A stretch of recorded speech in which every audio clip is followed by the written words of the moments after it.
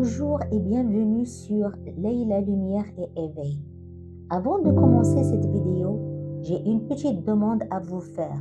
Si vous aimez les contenus qui parlent d'éveil, de développement personnel et de guérison intérieure, pensez à vous abonner, à aimer cette vidéo et à la partager autour de vous.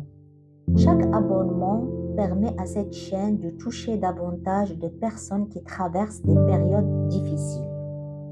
Et maintenant, prenons quelques instants ensemble. Aujourd'hui, nous allons parler d'un sujet dont on parle très peu, mais qui touche énormément de personnes sensibles, généreuses et empathiques. Le syndrome du sauveur. Pendant des années, j'ai cru que mon rôle était de réparer les autres. Je voulais soigner leurs blessures, résoudre leurs problèmes, les protéger, les comprendre, les porter lorsqu'ils s'effondraient. Je pensais que c'était de l'amour. En réalité, je m'oubliais complètement. Si ce sujet résonne déjà en vous, restez jusqu'à la fin. Peut-être qu'aujourd'hui, vous allez enfin déposer un poids que vous portez depuis très longtemps. Quand aider devient une prison, depuis notre enfance, beaucoup d'entre nous apprennent que notre valeur dépend de ce que nous faisons pour les autres.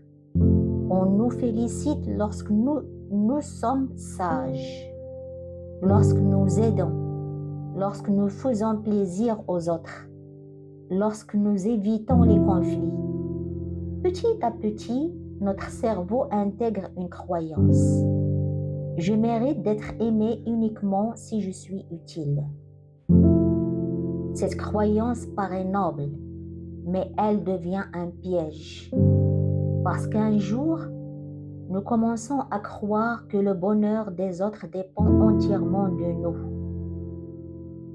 Nous devenons responsables des émotions de notre entourage, des problèmes de notre famille, des blessures de notre partenaire, des erreurs de nos enfants, des choix de nos amis, et sans nous en rendre compte. Nous portons des montagnes de soucis qui ne nous appartiennent pas. Pourquoi les personnes spirituelles tombent souvent dans ce piège? Les personnes qui cherchent à évoluer spirituellement développent souvent une grande compassion. Elles ressentent profondément les émotions des autres.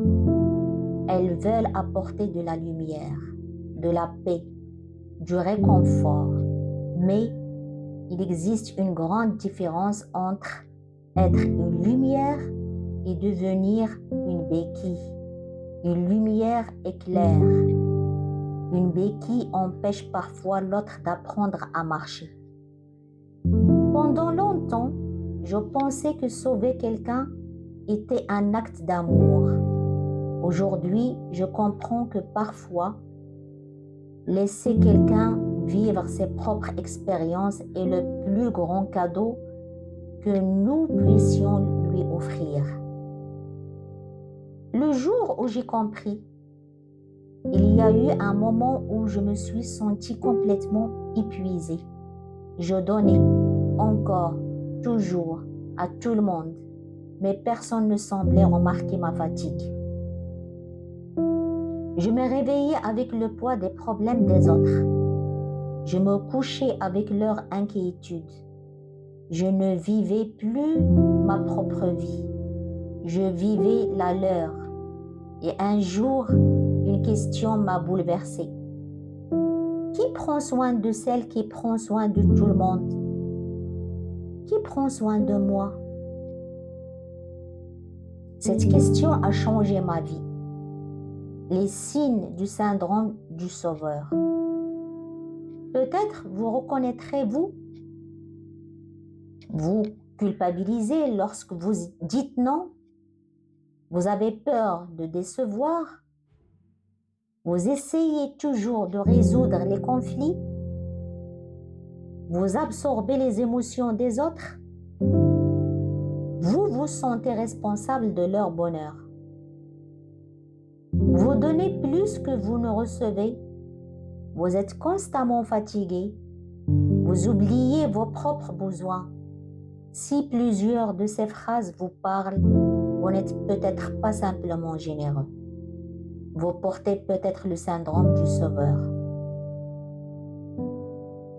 Si cette vidéo vous aide déjà à mettre des mots sur ce que vous vivez, prenez quelques secondes pour laisser un j'aime, vous abonner à la chaîne Leila Lumière et Éveil et partagez cette vidéo avec une personne qui donne peut-être trop d'elle-même. Votre soutien permet à cette communauté de grandir et d'apporter de réconfort à d'autres personnes. Ce que j'ai découvert, j'ai compris une vérité difficile. On ne peut pas sauver quelqu'un qui ne souhaite pas changer.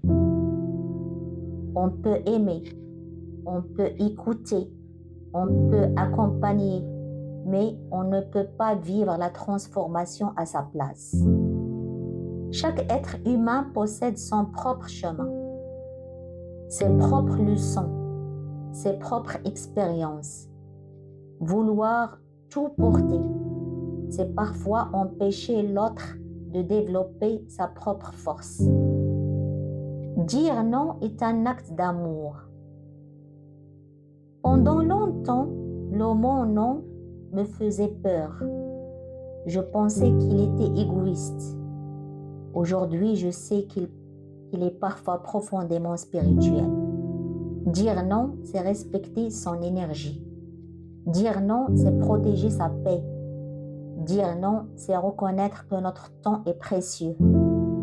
Les limites ne détruisent pas les relations. Elles révèlent celles qui sont saines. L'illusion du contrôle.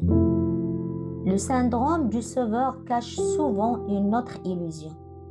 Le besoin de tout contrôler. Nous pensons que si nous faisons suffisamment d'efforts, tout ira bien. Mais la vie nous enseigne autre chose. Nous ne contrôlons pas les décisions des autres. Nous ne contrôlons pas leurs réactions.